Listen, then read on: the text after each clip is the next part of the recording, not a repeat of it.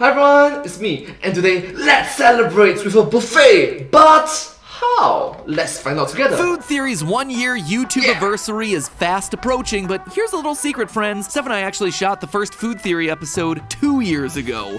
Before the global pandemic period. Back in the summer of 2019, we made an episode about all-you-can-eat buffets, just to see if this whole wacky food theory thing had legs. Yes, that is me on a green screen sporting my pre-St. Jude livestream haircut. Our worry at the time was that it would be tough to make food theory episodes visually interesting. Game Theory gets to show a bunch of What do I even... game footage and characters. Film Theory gets to show a bunch of TV and movie clips, but food just kind of sits there, you know? Like, I guess you could do an Italian theme to like a spaghetti or pizza episode, but really not a whole lot to go off of. But I do think it's safe to say that at this point our fantastic editors found a way to make it work in the traditional theorist style. So green screen Matt Pat went the way of the dinosaur pretty much immediately. Though legend has it that if you say his name 3 times into a mirror at 3 a.m., green screen Matt Pat will appear to you. I am gonna make you regret those words. So anyway. Oh my god, he looks so young. Knowing that this video came out in the year 2022. This video came out in the year 2021. Right now it's in the year 2022. But it was filmed in the year 2019. So it's 3 years ago. Wow, he looks so young. We made this episode back in 2019, then a year later in 2020, we launched this channel in the middle of a global pandemic. And since nobody was going to restaurants at the time, we decided maybe it wasn't the best idea to lead off with a buffet episode like we had planned. It's kind of inappropriate. I'm just glad that this kind of common sense is... Thank you so much, the team behind these videos. You're the best. Thank you so much. You're the best. But now that buffets are opening back up from sea to shining sea, we're taking this opportunity to release the lost episode of Food Theory, what was supposed to be one of the first Food Theory episodes ever. So please enjoy this test pilot episode of Food Theory and admire just how far development of an idea. Matt Pat thought green screen would be easy. Oh! Because boy howdy, this episode is a lot different from what the show eventually launched as. And as an added bonus, I'm also packaging in the rough, semi-incomplete first draft of the Food Theory intro. See if you can spot all 1 trillion things that we changed before we landed on the final polished version. Oh! Oh my gosh! The original cut? SpongeBob, Brick Wall. Oh yeah! Hello, Internet! Welcome to Food Theory. Hello, Internet! Welcome to Food Theory! Hi! Oh my gosh! A green screen! Show that stuffs you so full of knowledge, you'll wish you were wearing sweatpants. And since this is YouTube, studies show that there's actually a 41% chance that you are wearing yourself a pair of these, so you are Editor, I know I am. in good company, my friends. Today's topic is one that I take very seriously and that affects literally every single one of you out there watching right now. Now, I'm not talking about serious stuff like GMOs or superfoods that promise to make you live forever. No, the secrets that I'm sharing today will serve you much better than that. In fact, I hold the keys to the kingdom of the all-you-can-eat buffet. You have to CGI the key. Oh my gosh.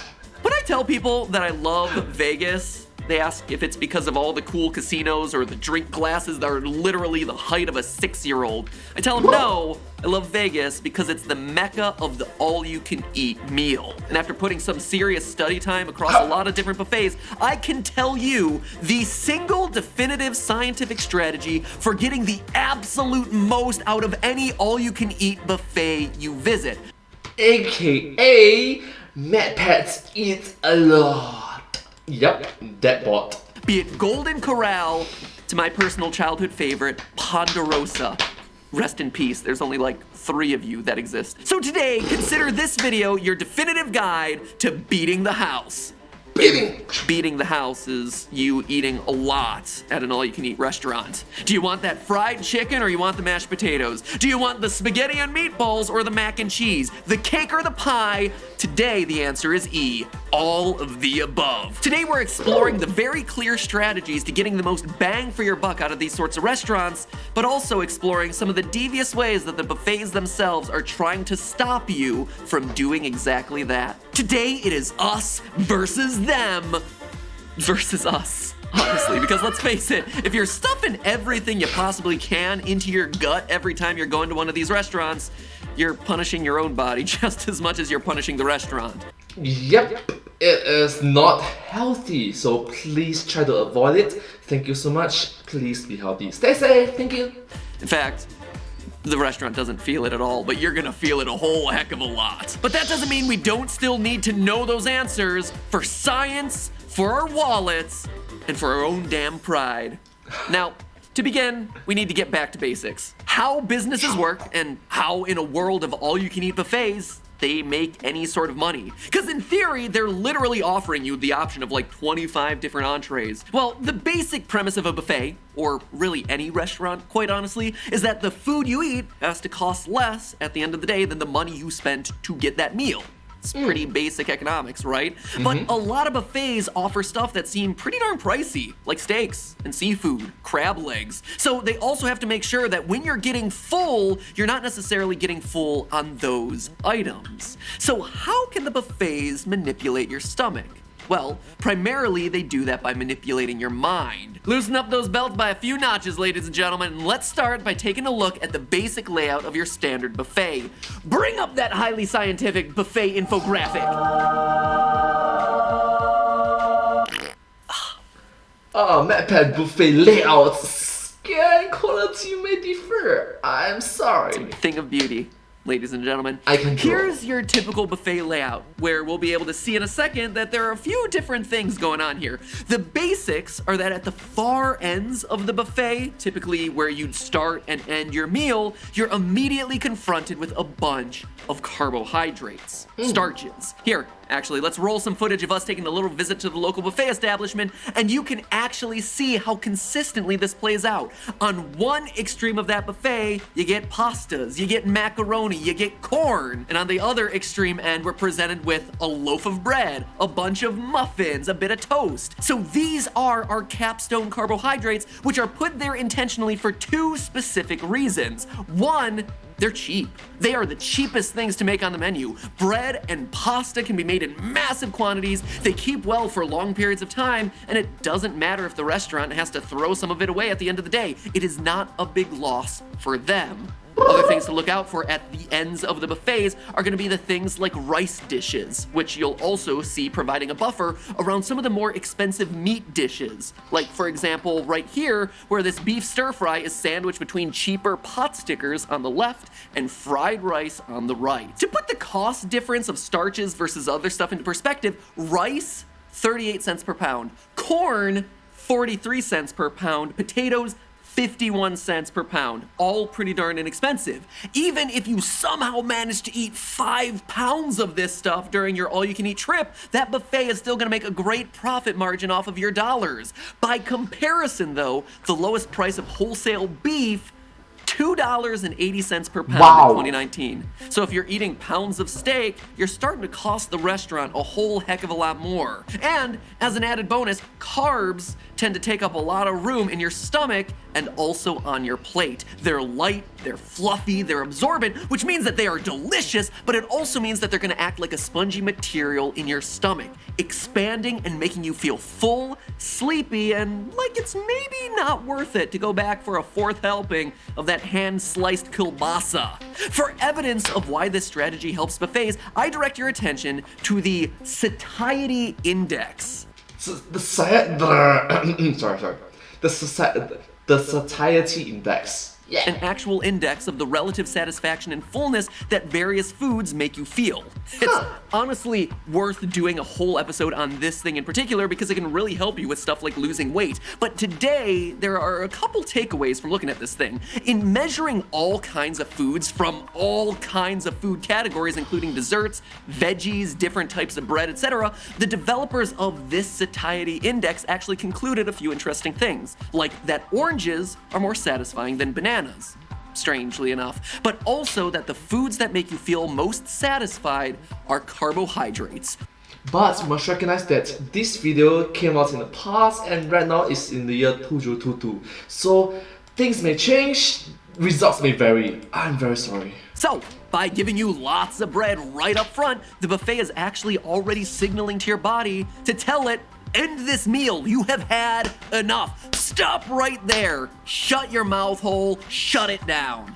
On top of all of that, which is already a lot, those rolls, potatoes, huge mounds of rice jambalaya, they're all taking up huge amounts of space on your plate, meaning that you have less room for all the other stuff, the good stuff, the higher quality, more expensive stuff when you arrive to it. All of this leads to the first major rule of maximizing your buffet experience. Rule number 1, skip the bread. Skip the bread entirely. Don't be pulled in by the pasta and say, piss off to those potatoes. We are beelining it to the carving station, my friend.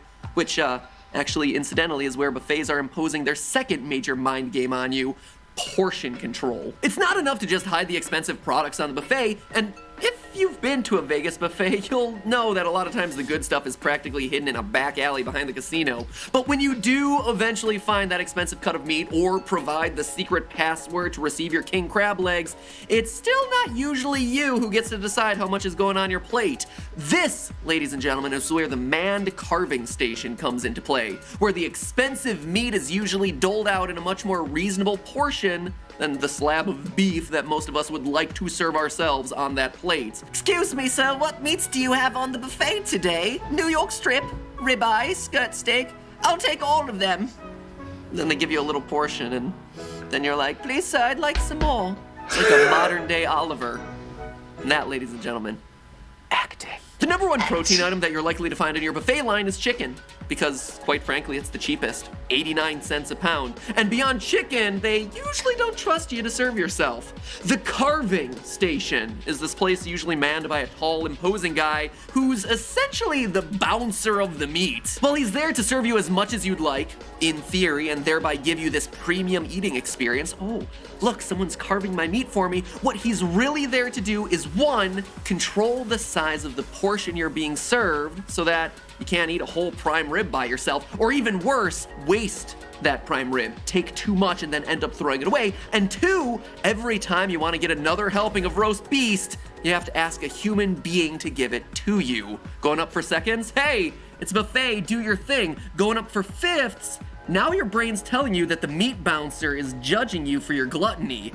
Yeah, unless you are like pretty thick-skinned or you ask someone else to do it for you. So I'm normally the individual who they ask, yeah, my friends, my families, yeah, the more you know, I guess. Internally, he's like, well, look who's back. You want another serving? There are people dying of hunger all over the world, but sure, you just cramming that fatback bacon down your gullet. No problem. And so instead, how thick is your skin? Or how strategized are instead you? of asking for more like you want, you instead slink away and mumble that you'll just top up with another one of those yeast rolls. In this way, the buffet can still give you the illusion of luxury items as being all you can eat, but serving you the most expensive things in small, controlled portions. Another way that buffets do this is by serving you things on pre-portioned plates, which either take up a ton of room on your existing plate, or you have to dedicate a whole hand to holding that plate. In this way, they keep your portion small and ensure that you can only pick up like 1, 2, maybe max 4 of these items every time you return to the buffet. The last manipulation along these lines that's happening right there on the buffet line is literally from the second you start, the plate you pick up. Plates and bowls at all-you-can-eat buffets tend to be smaller than the plates that you get at other restaurants. Now, while we might initially think that this wouldn't make a difference, since, I can get as many plates as I want, that's actually not the case. According to one study, simply giving subjects a larger bowl for their ice cream led to them serving themselves and consuming 31% more. Yep, this sort of this sort of cognitive resonance is just there, inside your brains, inside my brains. Ice cream than those who were given a smaller bowl. The And more you know. those that were given larger serving spoons ate 15% more. For proof of this principle in action, think about all those self-serve frozen yogurt places that are all the rage these days. My favorite is Yogurtland, where I am, no joke, a platinum card-carrying member since Wow. 2013. in fact. Wow! But when I go in, I know that the bowl sizes that they give out are enormous. They're designed to trick me into thinking that I have to fill them up. Otherwise, why did I go there if I just got a little swirl in the bottom? Then, you get to the end of the line and suddenly you're paying by the weight of the yogurt in your cup, and the whole idea is that you just realized, oh wait, I served myself literally 12 pounds of yogurt. This is like a $50 bowl of ice cream. But hey, Wow. you know what? It's healthy, cause it's yogurt. It's not. Anyway, in the same way that Yogurtland wants me to buy like 700 ounces of yogurt and hot fudge in one sitting, which is how I got to be a Platinum Card member in the first place, the buffet actually wants to trick me into doing the exact opposite. They give you smaller plates, they give you smaller bowls, even smaller silverware sometimes, in an effort to get you to put less on your plate and thereby eat less. This should make sense if you've ever tried this trick on a diet, where one of the most well-known tips is to put your food on smaller plates. Average dinner plates sold in stores here in the US are around 12 inches today, but buffets tend to use plates that are in the 9 to 10 inch range, a little smaller than average in the US and enough to take our plate area from 113 to 78 square inches. Clever strategic style. Interesting. Meaning that you have over 20% less space for the food you want to put on that thing. That real life buffet example that we went to, plates 9, 10 inches, boom, right on target. They actually bring a measuring tape. Research in real life for the win. Additionally, every time you have to get up and go back to the buffet, you have to overcome some social stigma of getting more food, which even if people can be very judgy sometimes. And if there's a current, I'm sorry. that exists in your head, you imagine that the people around you, that your server, that everyone will notice, that they'll start judging you for it. So the takeaway of all these psychological mind games, first, know that they're mind games that aren't accidentally there. They are intentionally placed between you and that 6th helping of spiral cut ham.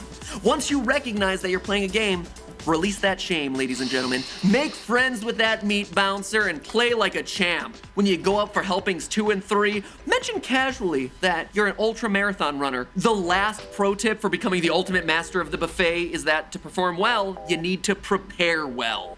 Like the professional bikers of the world train for the Tour de France, so shall you prepare your body for the Tour de Fried Chicken at the Golden Corral. At the end of the day, the biggest thing that's standing in our way at buffets isn't the psychological tricks or the peer pressure or heck, not even the meat bouncer. It's our own bodies. You may not consider buffet eating as a personal challenge, and to be quite honest, that's probably a good idea for you in the long run. But again, this whole episode is about optimizing our experience, making the restaurant hurt because you ate your meal there. And so that means you gotta go all the way. You know that feeling at a buffet where your stomach is like, hey guys, we can probably stop now. And then you go up for 2 more plates and then it's like, hey, we really need to stop eating now. And then after like another 2 bowls of ice cream, it's like, nope, shut it down. Well, all of those feelings are coming as the result of a hormone called leptin. That's leptin. Thank you. Leptin working on your body. Leptin is released when your body has all the energy that it needs and is like, yeah, we're pretty good down here. Tell the mouth to shut up. On the other hand, there's another hormone that tells you that you're really hungry and can definitely make it through another 2 slices of pie, and that hormone is called ghrelin. What? The more you know, ghrelin. Otherwise known as the hunger hormone. This is kind of an oversimplified version of the system, but the basic principle going into a buffet will be like, you want your ghrelin to be really high, and you want your leptin to be really low, which is basically the fast track to overeating town. So, Captain Obvious alert, you shouldn't go to an all-you-can-eat buffet with a full stomach. Obviously. But there are actually a few other things that you can do to induce ghrelin production. One study found that subjects who are given carbonated beverages about an hour after a light breakfast produced ghrelin at a rate 4 to 5 times that of people who just drank water. And it wasn't sugary sodas that spiked ghrelin production the most. It was Interesting. So case in point, Diet Coke? Actually unflavored carbonated water. So all of this gives us strategy number 1, an hour before your buffet experience, chug yourself some seltzer water. Make sure that those ghrelin levels are as high as possible. And then of course we're trying to make our appetite raging. So we should probably crush ourselves a few hours on the Stairmaster, right? Make ourselves even hungrier. No. Actually, that's not right at all. Research shows that moderate exercise has little effect on ghrelin production in the body, but strangely enough, longer aerobic workouts with higher intensity actually lead to decreases in ghrelin production, even when you compare it to control groups who weren't exercising at all. Therefore, strategy number 2, lay around like a slug before you go to the all-you-can-eat buffet. Just sit there chugging your seltzer water and only eat a little. You're set, man.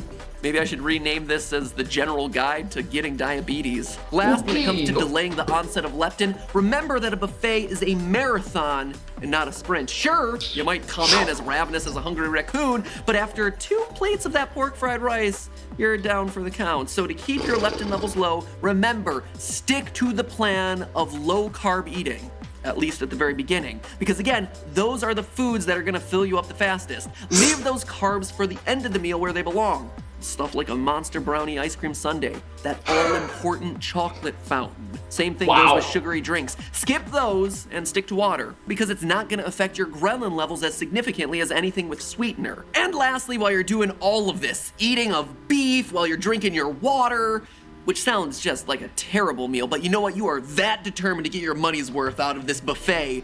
Also make sure that you don't pay attention to what you're eating while you're eating it. That's right, people who are distracted while they eat, whether it's multitasking or watching a television show or whatever, they all tend to consume more than those whose brains aren't otherwise occupied. So bring yourself a crossword puzzle, paint watercolors in one hand while you crush some taquitos in the other. Or heck, watch this video to remind yourself why you're there. Not to enjoy yourself a nice meal, but to send as much of the high-ticket items down your digestive system as possible. Distract yourself! To stick it to whoever charged you $50 for that Bacchanal buffet. And with that, you have done it, my friends. You are now the master of the buffet. So, that said, you now know all the secrets to take on the world of buffets. Go forth and use those powers wisely. No one likes an upset tummy. So remember, that's just a theory. A food theory. Bon appetit.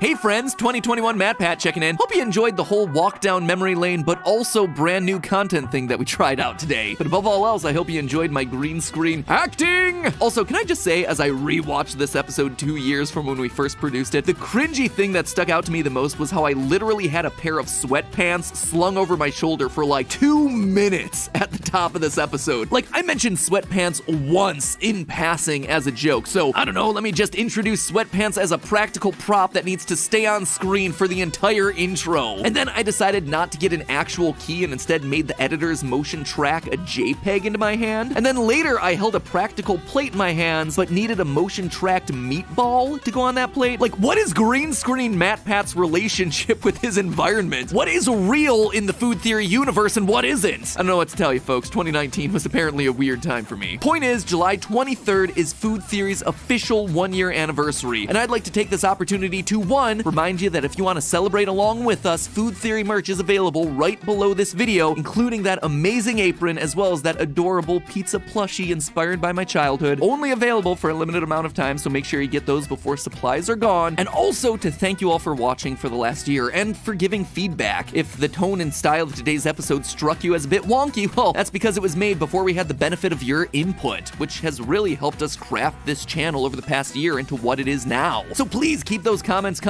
I know us YouTubers tend to joke about like, oh, don't go into the comments and things like that, but really, we're one of those channels that really take the feedback to heart. So thank you from me, Steph, and the whole Food Theory team. It has been a great year, and we're looking forward to serving up plenty more. Now, as your second course, I'd recommend watching the food optimization episode that wound up replacing this episode when we launched the channel. We found out which fast food French fry order gets you the most deliciousness for your dollar. Thanks again for watching. Get your dollar's worth at the next buffet you go to, and make sure you listen to your parents, kids, because if you don't, green screen Matt Pat will come for you in the night holding a JPEG of a knife.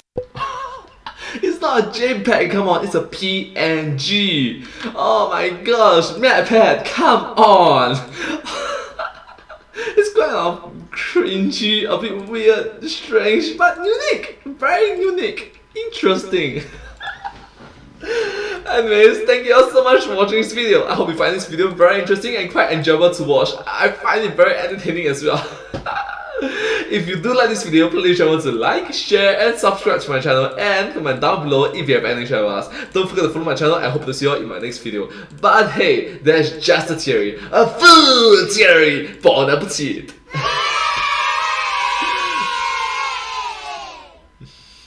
And I hope to see you all in my next video. Bye! Thank you so much. Thank you!